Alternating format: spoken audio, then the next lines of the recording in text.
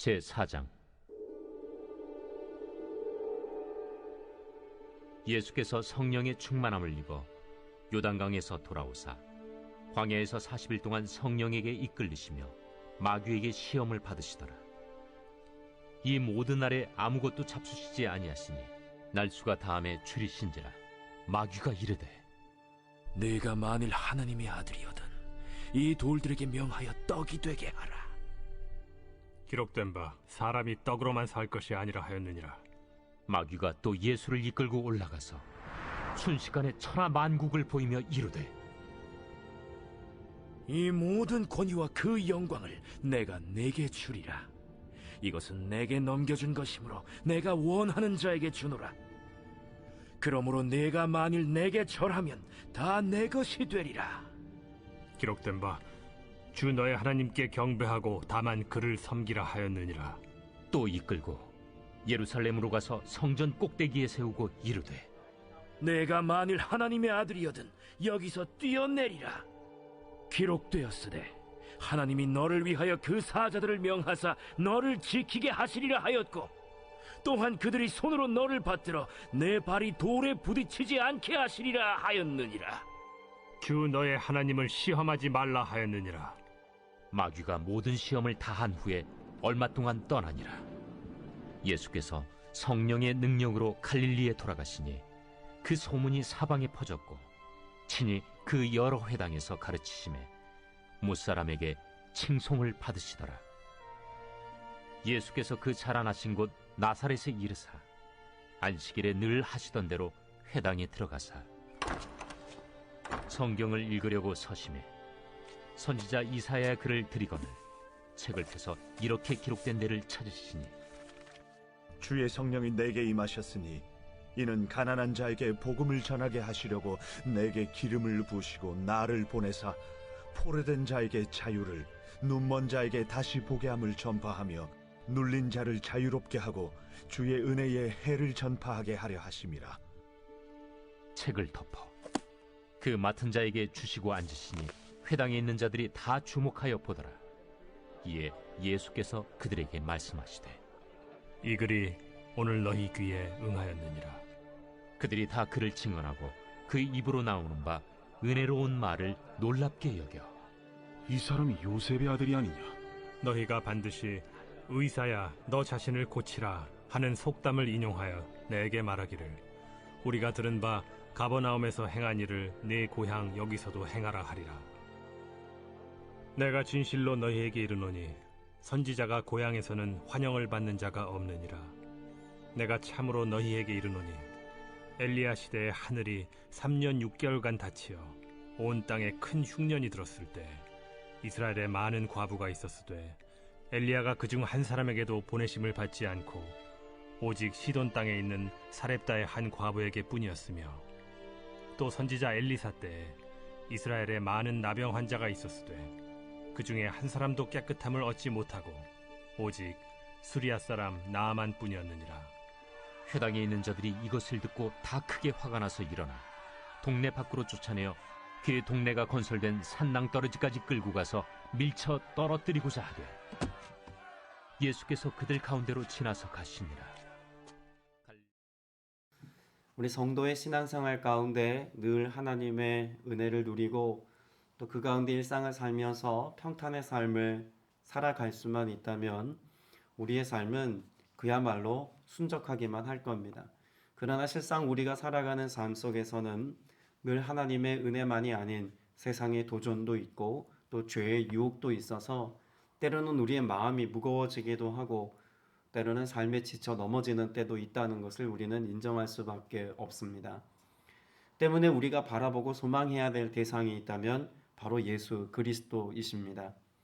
우리 삶의 역사는 끊임없이 실패의 역사를 씁니다. 넘어지고 또 실수하고 또 하나님의 말씀으로부터 벗어난 삶을 살아가는 그런 죄악된 본성을 따르기도 하죠. 그러나 그와 같은 삶을 살아가는 동안에도 그 모든 연약한 것들을 철폐하시고 우리가 할 수 없는 모든 것들을 가능케 하신 예수 그리스도, 또 그것을 삶의 모범으로 보이신 예수 그리스도를 바라보면서 우리는 어떻게 모든 유혹과 시험의 문제들로부터 승리의 삶을 살 수 있는지를 발견하고 배우고 닮아가야만 하는 것입니다. 오늘 본문에도 보면 예수님께서 공적 사역을 시작하시기 전에 성령께 이끌려서 광야에 가시는 모습이 기록되어져 있습니다. 그리고 그곳에서 예수님께서는 시험을 받으시죠. 예수님께서 시험이라고 하는 무대에 서신 것, 그 광야의 척박한 땅에 서신 것은 예수님의 어떤 능력이나 또 권위를 시험하기 위한 그런 방편이 아닌지도 모르겠습니다. 어떤 점에서 그럴까요? 오늘 광야에서 시험 받으시는 예수님의 모습은 이스라엘 백성들의 광야에서의 실수, 실패, 그것과 아주 밀접한 연관이 있기 때문에 그렇습니다. 그러니까 오늘 본문의 내용은 누가복음 4장에 기록되어 있는 예수님의 광야 시험은 예수님이 시험 받으셨다라는 사실 자체가 중요한 것이 아니라 이스라엘 역사 가운데 인간의 삶을 통해서 극복할 수 없는 삶의 문제, 도무지 이겨낼 수 없고 승리할 수 없는 삶의 지경 가운데 있었던 그들의 삶을 이제 예수 그리스도께서 온전히 회복시키시고 그 모든 실패의 역사를 성공의 역사로 바꾸시는 일을 예수님이 시작하셨다라고 하는 메시지를 정확하게 보여주는 내용이라는 것입니다. 오늘 1절 말씀에 보면 그 배경이 어디라고 말하고 있을까요? 요단강 그곳에서 돌아오셔서 성령이 이끌려 광야에 계시다라고 말하고 있습니다. 요단강도 마찬가지고 광야도 그렇고 이스라엘 백성들이 출애굽의 역사와 아주 밀접한 장소라고 하는 것을 우리는 쉽게 생각해 볼 수가 있죠. 광야에서 예수님이 시험을 받으셨다는 내용은 이스라엘 백성들이 광야를 지나는 동안 하나님으로부터 시험받았다라고 하는 내용과도 연관이 있습니다. 이스라엘 백성들이 홍해를 건너서 광야에 들어서자마자 제일 먼저 하나님께 보였던 태도는 무엇입니까? 원망입니다. 그들의 삶 가운데 먹을 것이 충분하지 못함으로 인하여 하나님께 원망하죠. 신명기 8장 말씀에 보면 광야에서 하나님께서 그 원망하는 백성들에게 만나를 내려주시는 장면의 말씀이 있습니다. 하나님께서 그 원망하는 이스라엘 백성들에게 만나를 하늘의 비와 같이 쏟아 부어 주시면서 하나님께서 전제하신 것이 있습니다. 신명기 8장 6절에 너를 낮추시며 시험하사 내게 복을 주려 하십니다 라고 하는 말씀이 있습니다. 그러니까 애초에 하나님께서 이스라엘 백성들이 광야에서 원망할 때 만나를 베푸시고 그들에게 시험하신 것은 그 시험을 잘 통과하고 이기는 자들에게 예비된 무엇을 주기 위함입니까? 하나님의 예비된 복을 누리게 하시기 위함이다 라고 말씀하고 있는 것입니다. 그런데 이스라엘 백성들은 그와 같이 하나님의 시험을 제대로 통과하지 못했습니다. 그런데 예수님께서 지금 이와 같은 광야 시험에서 통과하지 못했던 그 시험거리, 먹고 마심의 문제에 대하여서 예수님께서 사람이 떡으로만 살 것이 아니라 하나님의 말씀으로 살 것이다라고 하는 하나님의 말씀으로 승리하신 이 사건은 오늘 우리의 삶 가운데 예수 그리스도를 통한 승리의 역사, 시험을 이기시고 또한 우리가 예수를 믿을 때 더불어 승리의 삶을 살아서 우리들 또한 어떤 삶을 살게 하시겠다는 말씀인 걸까요? 우리로 그 복을 누리게 하시겠다는 말씀이 포함되어져 있는 것입니다. 오늘 우리가 살아가는 일상에도 수많은 시험거리들이 있습니다. 어떤 상황 때문에 혹은 내가 사랑하는 어떤 사람 때문에도 우리는 마음이 어려워지고 또 시험에 들기도 합니다. 감당할 수 없는 삶의 문제나 혹은 유혹거리 앞에서도 우리는 충분히 시험에 빠질 수도 있습니다. 때문에 오늘 저와 여러분이 늘 경계하고 깨어 있어야 할 부분이 있다면 무엇일까요? 내 삶 가운데 결핍된 부분을 보고 혹은 내가 원하는 방식으로 되지 않음을 보고 원망하고 불평할 것이 아니라 오늘 하나님이 내게 주신 것만큼의 감사를 가지고 살아가는 삶의 태도가 필요한 줄로 믿습니다. 하나님께서 광야에서 만나를 주시죠. 이 만나라고 하는 것은 히브리어로 만후라고 이야기합니다. 그런데 이 만후라고 하는 이 단어를 고대 이집트어로 풀어서 이야기를 하면 이것이 무엇이냐, what is it 이런 뜻이 됩니다. 때문에 이스라엘 백성들이 만나를 처음 대면했을 때 하늘에서 내려오는 양식을 보고 고대 이집트에서 오랫동안 살았으니 이집트적인 사고를 가지고 이게 뭐지? 라고 하는 말로 그렇게 만나라고 하는 이름을 지었습니다. 그런데 실제 만후라고 하는 고대 히브리어로 기록된 내용을 보면 이 내용은 전혀 달라집니다. 이것이 무엇이냐라는 뜻이 고대 히브리어로 어떻게 바뀌냐면 그로 만나로부터라는 뜻이 됩니다. 만나는 누구로부터 온 것입니까? 하나님으로부터 온 것입니다. 그래서 실제로 만나라고 하는 것이 그들의 삶 속에 하나님의 어떤 레슨을 포함하고 있다는 것을 그들이 알아야 했을까요? 이것이 하나님으로부터 매일매일의 삶 속에 기적과 같이 감사함으로 우리가 누릴 수 있는 은혜의 것이라는 것을 늘 깨닫고 상기해야만 했습니다. 그러니까 단지 눈에 보이는 어떤 양식의 문제로 인하여 감사하고 기뻐하는 것이 아니라 무엇으로 기뻐하고 감사해야 했습니까? 하나님이 이 모든 말씀을 우리에게 주시는 것처럼, 하나님이 약속하신 그 모든 것들을 내게 이루어 주신 것처럼 하나님으로 인하여 기뻐하고 감사하는 삶을 살아야 한다는 것을 말씀하고 있는 것이죠. 이 모든 것을 누가 성취하시고 이루시겠다는 것입니까? 예수 그리스도께서 이루시고 성취하시겠다는 말씀입니다. 마귀의 두 번째 시험도 마찬가지입니다. 마귀가 예수님을 높은 산 꼭대기에 데리고 올라가서 순식간에 모든 나라를 다 보여주면서 내게 경배하고 절하면 이 모든 것을 너에게 주겠다라고 이야기하지 않습니까? 그리고 예수님께서는 역시 말씀으로 대적하여 이기십니다. 그래서 8절에 보면 성경에 기록하기를 주 너희 하나님께 경배하고 그분만을 섬겨라 라고 말씀합니다. 출애굽의 여정 가운데 이스라엘 백성들이 실패했던 가장 도드러진 실패 역사가 있다면 무엇일까요? 모세가 하나님께 계명을 받기 위해 시내산에 있는 동안 이스라엘 백성들이 아론을 중심으로 금부치를 모아다가 금송아지를 만든 사건이 있지 않습니까? 그리고 그때의 그 금송아지를 보고 뭐라고 이야기합니까? 이것이 너희를 인도한 신이다 라고 이야기를 합니다. 여러분, 애초에 하나님께서 지금 모세에게 계명을 주시면서 가장 중요하게 말씀하셨던 첫 번째, 두 번째 계명이 무엇입니까? 그 10가지 계명 중에 첫 번째 계명은 나 외에 다른 신을 섬기지 말라입니다. 두 번째는 우상을 만들지 말라는 말씀도 하셨습니다. 그러니까 애초에 하나님께서 지금 시내산에서 모세에게 말씀하실 때 하나님이 가장 경계하라고, 가장 조심하라고, 하나님이 가장 싫어하는 것이라고 말씀하시는 것이 우상 숭배였다는 것을 알 수가 있죠. 그런데 그런 하나님의 말씀이 임하고 있는 그때에 버젓이 그들은 금송아지를 만들고 우상 숭배를 합니다. 이것이 이스라엘 백성들의 실패의 역사의 한 단면입니다. 오늘 본문에도 마귀는 예수님께 무엇을 요구합니까? 하나님이 아닌 자신에게 경배할 것을 요구하지 않습니까? 오늘 저와 여러분에게도 세상이 끊임없이 도전하는 바가 있습니다. 우리의 마음의 우상으로 그 어떤 다른 것들을 자리하게 만들고 여기에 반응하게 하려고 하는 것이 사단이 하는 일임을 우리가 알아야 합니다.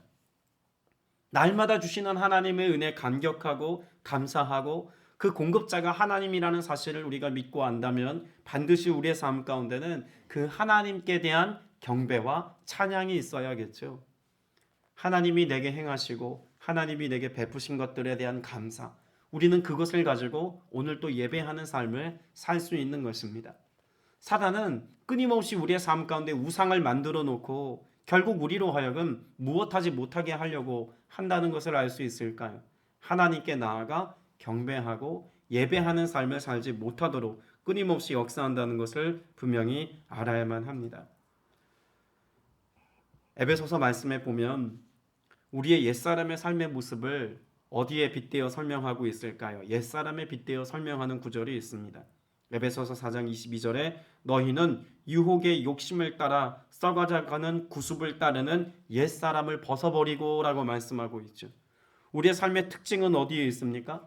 끊임없이 자신을 만족시키는 그것 앞에 가서 내 욕심껏 그 유혹을 받아서 내 마음대로 살고 싶은 욕망을 가지고 살아가는 존재라는 것을 성경은 우리에게 분명히 말씀해 주고 있습니다. 이것을 우리가 뭐 해야 됩니까?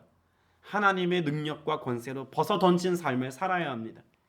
이것으로부터 자유케 된 그 옛사람이 죄에 대하여 반응하고 세속에 대하여 반응하며 내가 원하는 나의 감정에 반응하려고 하는 이 모든 것들로부터 철저히 벗어나서 성령의 인도하심을 따라 살아가는 아들의 권세를 누리는 삶을 살아야 한다고 성경은 분명히 말씀하고 있습니다.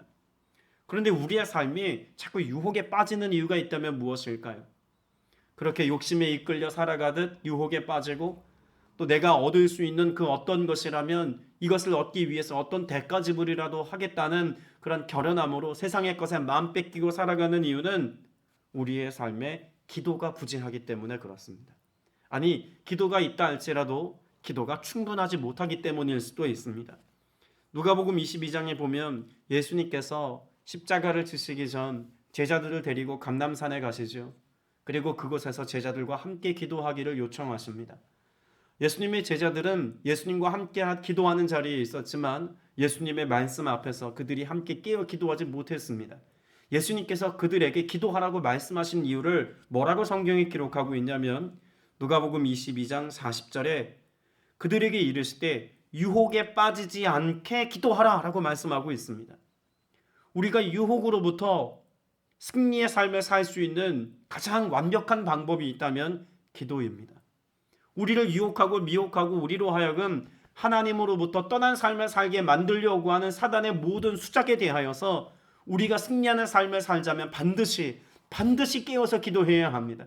여기에 마음 뺏기지 아니하도록, 사단의 괴기에 넘어가지 아니하도록 우리의 마음 가운데 하나님의 역사하심이 드러나기까지 기도하는 삶을 살아야 한다는 것입니다. 그래서 예수님께서는 여러 비유의 말씀 가운데 씨 뿌리는 비유를 통해서 우리에게 무엇을 가르쳐 주셨습니까? 우리의 마음으로부터 끊임없이 욕심이라고 하는 것이 우리를 유혹하여 넘어지게 한다는 사실을 경계하라고 가르쳐 주기도 하셨습니다. 마태복음 13장 22절 말씀에 보면 가시덤불 속에 떨어진 씨는 말씀은 듣지만 이 세상 걱정과 재물에 대한 유혹 때문에 말씀대로 생활하지 못하게 하는 사람을 말한다고 말씀합니다. 그럼 결국 유혹이나 혹은 여러 가지 세상 걱정과 재물에 대한 이런 미혹함이 우리로 하여금 무엇하지 못하게 한다는 것을 예수님이 가르쳐 주신 걸까요? 말씀대로 살지 못하게 하는 이유가 된다는 것입니다. 그래서 예수님께서는 이 시험을 받으시는 장면에서도 무엇 가지고 악한 영들을 대적하십니까? 하나님의 말씀을 가지고 이 마귀의 세력을 대적하시고 하나님의 뜻을 이루고 성취하는 일에 온전히 나아가지 않으십니까?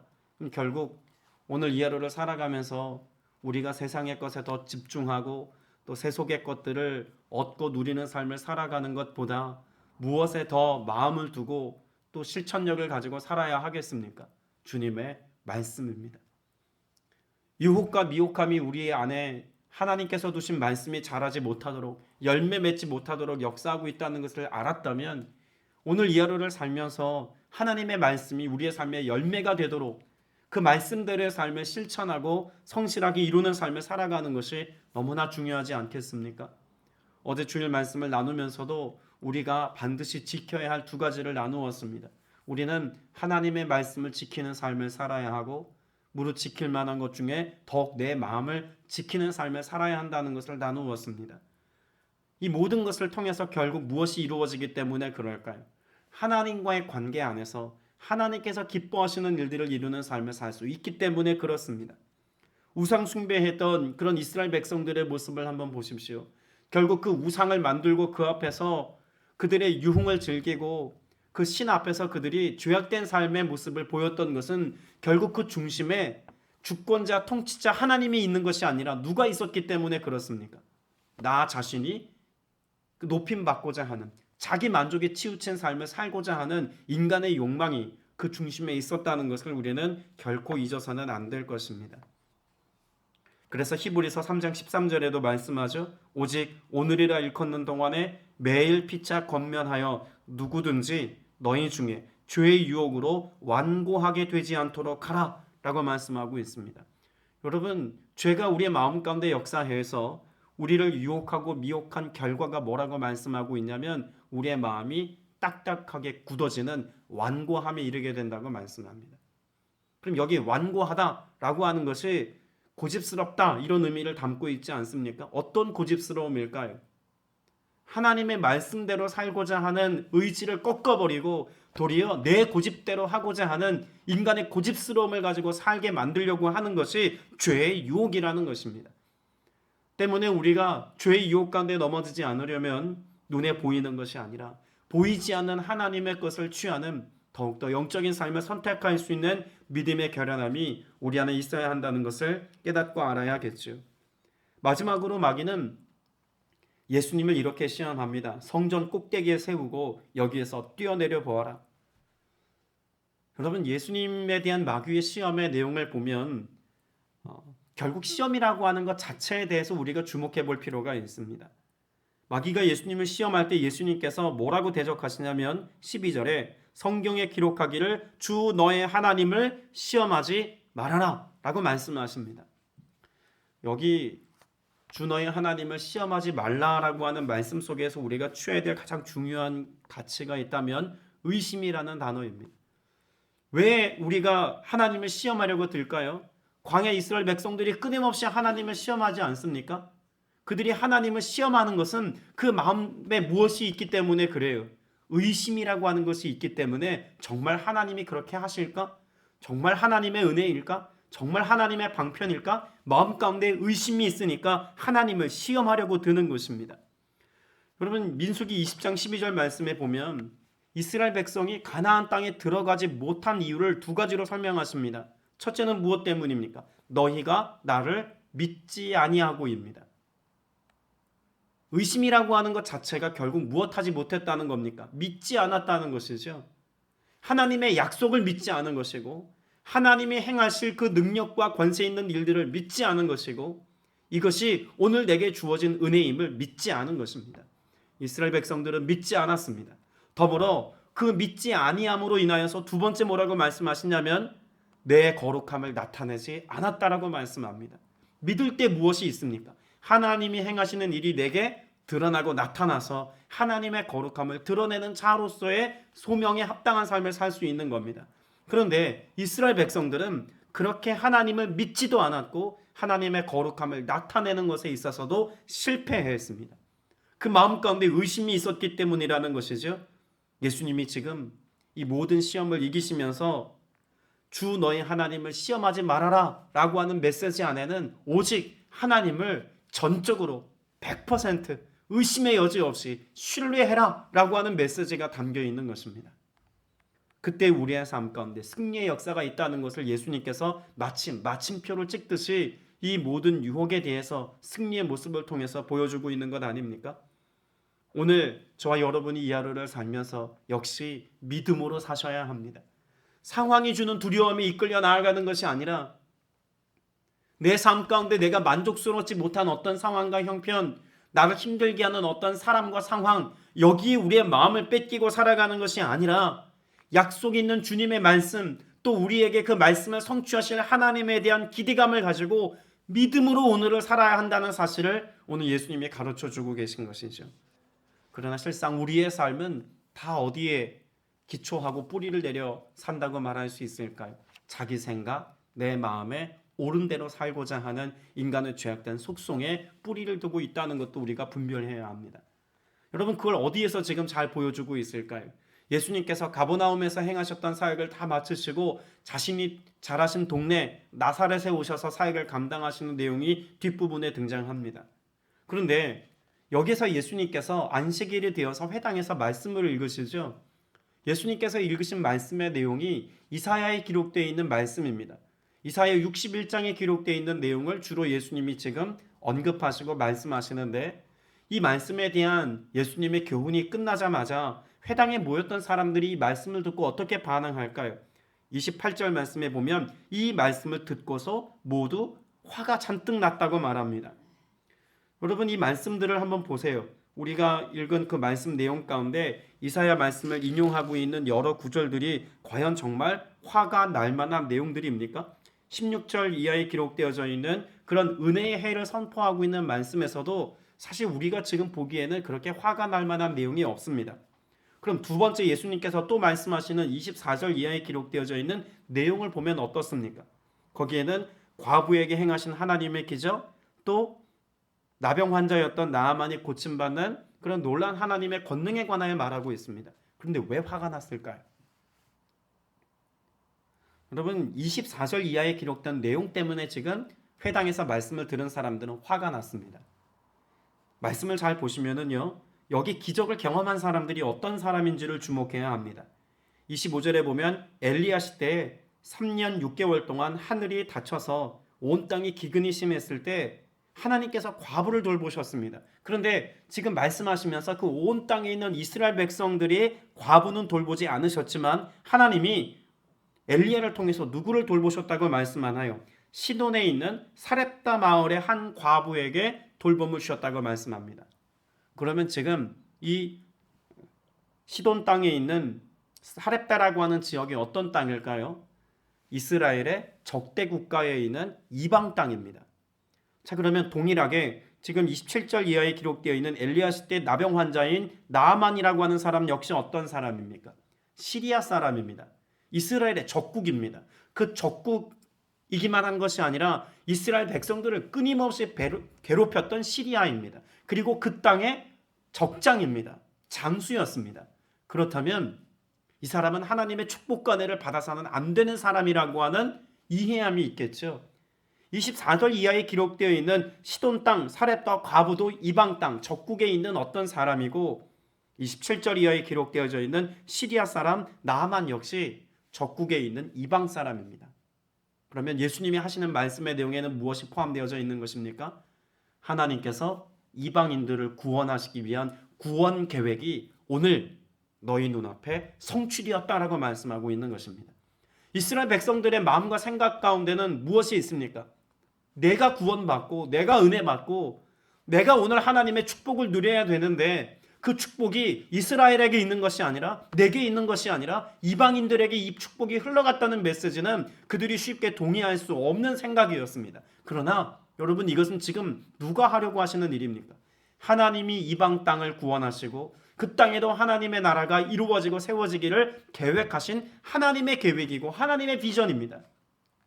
그렇다면 이것 앞에 순종하고 아멘할 수 있어야 하나님의 백성들 아닙니까?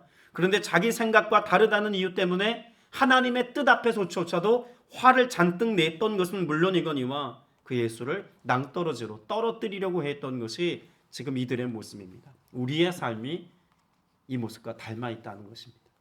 하나님의 말씀에 대하여 아멘하는 삶을 살아가는 것 같지만 결국 일상으로 돌아가 살아가는 우리의 삶 속에서는 그 사람이 내 마음 같지 않으면, 이 상황이 내 마음 같지 않으면 우리는 불평하고 원망하고 잔뜩 화를 내고 서로에게 비난하고 비평하고 하나님이 기뻐하시지 않는 일들을 기꺼이 일삼는 것이 우리의 삶의 모습과 닮아 있다는 것입니다. 때문에 예수님께서는 오늘 우리의 삶 가운데 이 모든 욕심의 문제로부터, 원망의 문제로부터, 믿음 없음의 문제로부터 벗어나서 오직 예수 그리스도를 통한 구원의 역사를 이루기까지 믿음으로 살라고 말씀하고 있는 것입니다. 지금 원망할 만한 상황이 여러분 마음 가운데 있으십니까? 불평할 만한 상황이 여러분 마음 가운데 있으신가요? 여러분, 광야 이스라엘 백성들처럼 원망의 문제 앞에서 실패의 역사를 써내려가는 것이 아니라 오늘 예수 그리스도께서 십자가 위에서 자신의 죽음을 통해서 이 모든 문제를 승리의 역사로 바꾸신 것처럼 오늘 저와 여러분 모두가 예수 그리스도와 함께 이 하루도, 아니 평생의 삶도 그렇게 승리의 역사를 써내려가는 복된 하나님의 백성들 다 되시기를 주님의 이름으로 축복합니다. 기도드리겠습니다. 은혜가 풍성하신 아버지 하나님, 주께서 은혜의 해를 우리에게 허락하시고 참된 자유와 회복의 역사가 오늘 예수 그리스도를 통해서 온 땅에 성취되었음을 말씀해 주시니 감사드립니다. 나를 구원하시고 우리의 가정을 구원하신 주님, 우리의 삶 가운데 원망할 만한 일이, 감사치 못할 만한 일들이, 또 마음의 염려와 근심들로 인하여서 주님이 아닌 세상의 다른 무언가의 시선을 뺏길 만한 일들이 우리의 삶 가운데 있다 할지라도 오늘 말씀으로 승리하는 삶을 살게 하여 주옵소서. 깨어 기도함으로 승리하는 삶을 살게 하여 주시옵소서. 그래서 주님의 뜻을 이루는 기쁨과 감격을 가지고 살아가게 하시고 하나님이 기뻐하시는 삶을 선택할 수 있는 믿음의 용기를 가지고 오늘을 살아서 하나님께서 우리에게 성취하시는 그 놀라운 은혜와 사랑의 역사, 회복의 역사, 축복과 은혜, 하늘의 신령한 복뿐만 아니라 이 땅에 기름진 것들로 채우시는 하나님의 은혜를 누리는 모두가 다 될 수 있도록 주님 역사하여 주옵소서. 오늘 이 하루 우리 또 실패할 수 있습니다. 그러나 그 실수하고 실패하는 우리를 여전히 사랑하시는 주님, 깨어지고 상한 마음까지라도 기쁘게 받으시는 주님, 오늘 주님 앞에 우리의 삶의 모든 것을 맡기고 믿음으로 기도할 때 주께서 그 모든 것 안에 선한 능력으로 역사하여 주옵소서. 우리의 간구에 응답하신 감사드리옵고 예수 그리스도 이름으로 간절히 기도드렸사옵나이다. 아멘.